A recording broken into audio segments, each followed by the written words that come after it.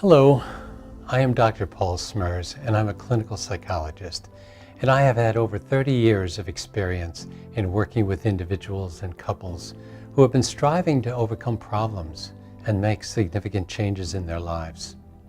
I've worked hard in the course of my career to develop the skills that enable individuals to not only overcome the problems that bring them into therapy, but then to help them transform their lives by deepening their sense of purpose and direction in their lives. In the course of my work, I have found that some of the biggest problems, but also greatest changes, come from the relationships that we are in. I believe that all self-development happens within a context. It's always with an other of some kind, whether that person is your spouse, your partner, or someone else that you're in a relationship with. Thomas Merton wrote that love is our true destiny. We do not find the meaning of life by ourselves alone. We find it with another. This idea points to the necessity of relationship and the possibility of relationship as a container for our own self-development. We all hunger for some type of connection. We seek out partnership. We like to share things and plan things with another. We like to create a life with another. And yet the divorce rate is over 50%. We all know that. Why is it that we keep on trying? Why is it that we keep coming back for more? Is it worth all the trouble? Because there is inevitably some hurt, pain, and conflict. And yet we do it anyway. Because I think that maybe we don't have a choice.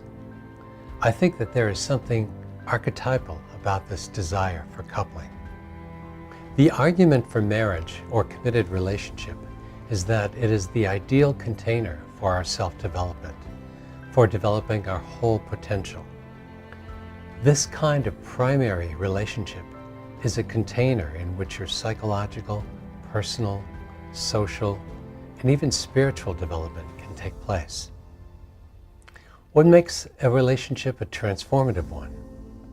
How do couples go from having a dysfunctional or even a functional relationship to one that is transformative?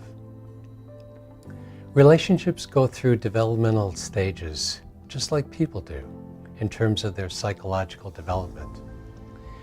And in every relationship, we can get stuck at certain points. And for me as a psychologist, I'm always asking, where is it stuck and why is it stuck? We can also look at the unlived life of a couple, the unlived life of the relationship. Often in therapy, we focus on the individual and identify all the potentials and possibilities that the person has not claimed. But we can also look at relationships this way. What are the unlived things in the relationship that got left behind because of the deals that we make with our partner about who covers this job and who provides that function? What would it be like to look at love and relationships without these assumptions and expectations and the conflicts that follow from them? So you can either face your issues in your current marriage or a later one. But I can assure you that if you don't face them now, you'll merely bring your own unresolved problems and issues from this one to the next. Until you face the fact that your partner is not going to change you and that you are responsible for identifying and addressing them yourself, you may be in for a lot of suffering. So why not try to use the relationship that you're in now to face these conflicts and issues? Many problems can be repaired and relationship wounds can be healed if you're willing to work at it and find a therapist who is skilled and experienced in this field.